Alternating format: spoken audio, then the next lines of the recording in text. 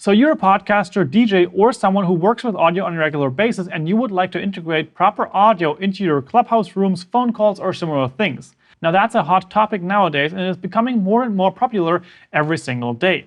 The solution that I'm going to talk about in this video will work for phone call integrations, recording phone calls, going live on Zoom calls, going live in Clubhouse, as well as Instagram TV and similar things, all that you can do with your smartphone.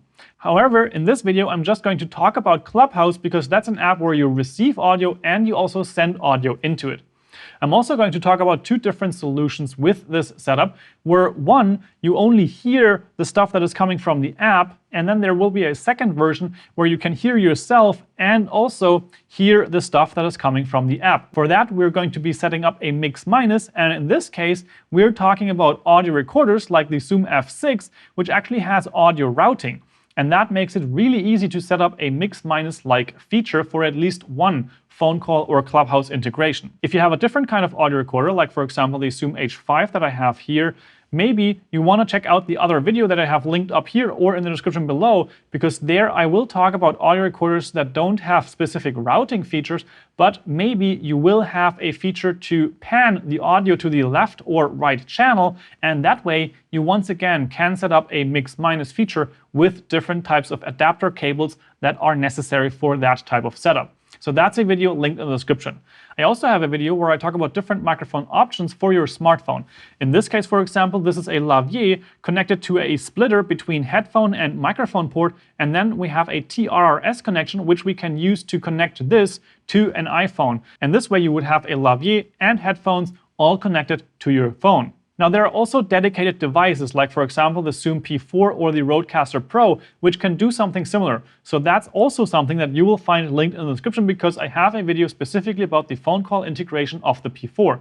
However, in this video, we're talking about a solution with the Zoom F6. The reason being is that maybe you already have that setup and you want to continue using this. This is also a setup that might work with a MixPre III series, and it may also be something that you can do with a mixer. But now let's jump into the needed cables and adapters for the Zoom F6 to be connected to the iPhone. First up, of course, we need a phone and the Zoom F6 or a similar audio recorder.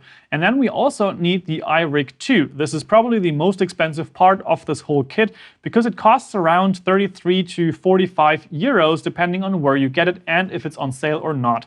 This device is necessary because it actually separates the input from the output, but that's something that this adapter here would also do. However, I have tried linking the line out port of the F6 as well as the headphone out port of the F6 to my smartphone, and for some reason the signal was never picked up, especially in phone calls or Clubhouse rooms.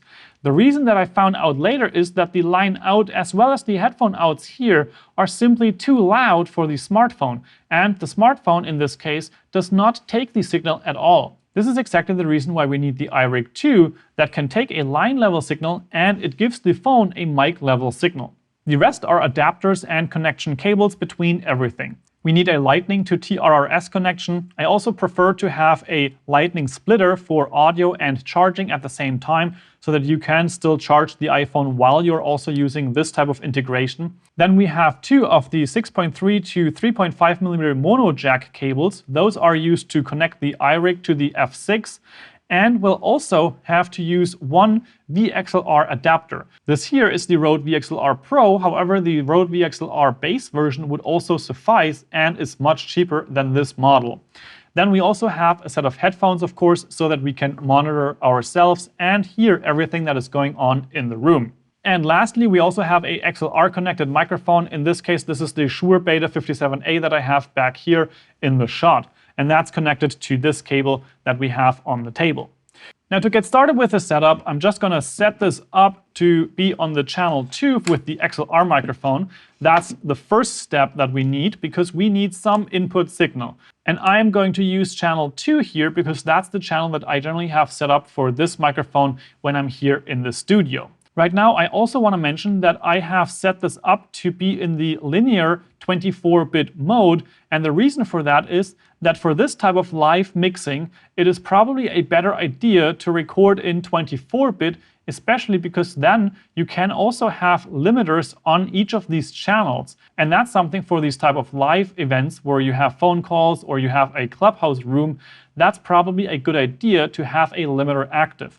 You can, of course, also, specifically with the Zoom F6, just use a limiter that is on the line out port. However, then you would still have the problem that different sound sources may be very much different in their volume than you would expect necessarily. So that's something to note. I am using this in 24-bit mode, even though it can handle 32-bit mode as well. So now we have the microphone connected right here. You already see a signal, and if I hit this, you can see that it actually is that microphone that we have connected right there. With that set up, now it's time to connect this thing to the iRig 2 so that we have a signal on the phone. And for that, first, we need the Lightning to TRRS adapter. And this splitter here, I'm going to take this out the shot because for now my phone is charged and I don't want to mess around with even more stuff. But this would simply go in between here, and then you have this open so that you can charge your phone still and also plug it in to your iPhone. Now, to get the audio from the Zoom F6, we need the line out port, and that is here on the side of the device. This here is the line out port, and we'll want to use one of these adapter cables from 3.5mm jack, so that's going in there. And then I can set it up like this again. And then the input, basically, so this is the line out coming out of the Zoom F6, goes into the guitar part of the iRig.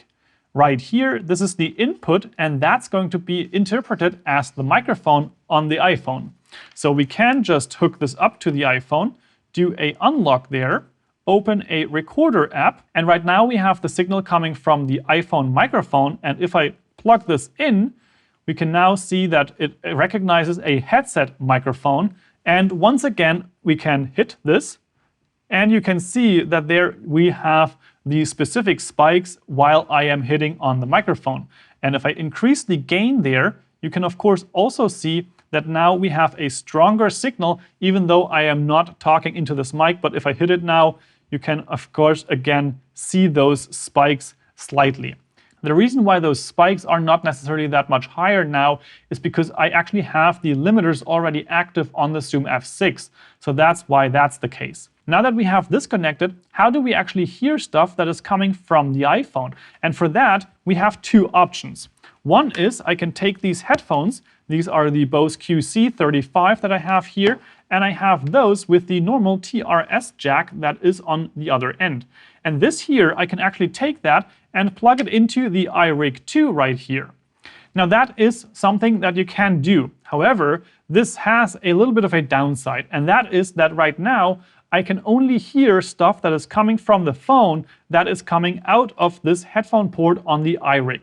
However, if you're a DJ or a podcaster that is used to also monitoring your own audio whilst you are also producing the audio, and of course also want to hear everyone else, then this setup will not work for you. So for this other setup to work, we actually need to make a couple of changes. First up, unplugging the headphones from the iRig, and we actually want to plug them into the side of the Zoom F6, and this is the headphone port. So now we have the line out port connected right there to the guitar port on the iRig, and the headphones are actually connected to the headphone port on the Zoom F6. And now we can take this right here. This is another 3.5mm to 6.3mm jack connection, and this one we are going to plug into the amp part on the iRig. And here we want to also make sure that we have selected the FX on the iRig right there instead of the through. So the FX on this little slider right here is important. And now we can send the audio that is coming from the phone through this cable and actually into a port on the Zoom F6. For that purpose, I want to use this VXLR adapter. So this is a 3.5mm jack on one end and then a XLR port on the other end, and that's going to go into port number 4.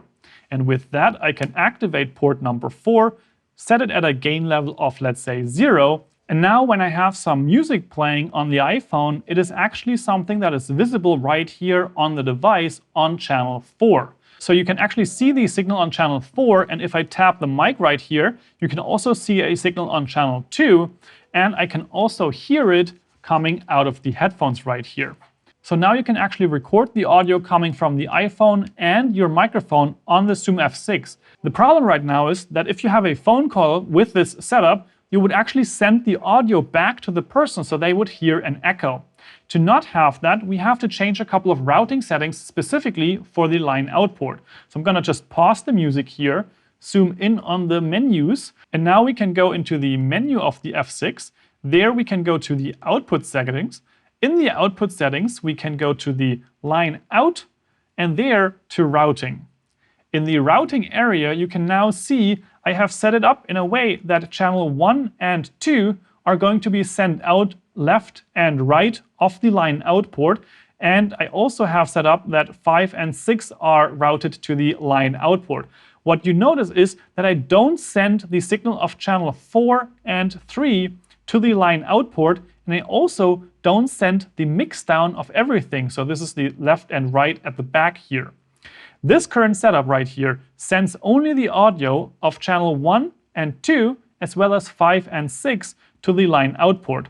This is actually important because it means that channel 4 is recorded on the device. It is also sent to the headphone output, for example. I'm going to show you those settings in a second.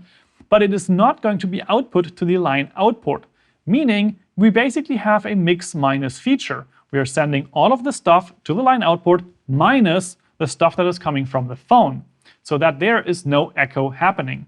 With the headphones, on the other hand, and this is the great thing about a device that can do routing like the Zoom F6, if we go here to the routing, we can just say, I want the left-right mix down of everything. Because there, we want to hear the stuff coming from the phone, and we also want to hear ourselves and such things. If you, for example, don't want to hear yourself while you are monitoring with the headphones here, then you could also set this up differently in terms of doing just 3, 4, 5, 6 to the output so that you can hear only everything else minus your own microphone. So this is the setup of using a Zoom F6 or similar recorder with something like Clubhouse or phone calls. You can now record podcast episodes on the Zoom F6 with someone calling in from a phone call, and you can also go live on Instagram or in Clubhouse and similar things. This is how it actually works. This is also how you actually can send audio and still monitor yourself with this mix-minus feature set up in the routing of this device. If you want to learn more about setups like this, you can check out the link in the description below. If you have questions about this setup, you can leave those in the comment section down below, and I will try to answer you there or make a video specifically about that. If you found this helpful, I would appreciate a thumbs up. And with all that said, I hope you have an amazing day, make better sound, and I will see you in the next video. Ciao, ciao!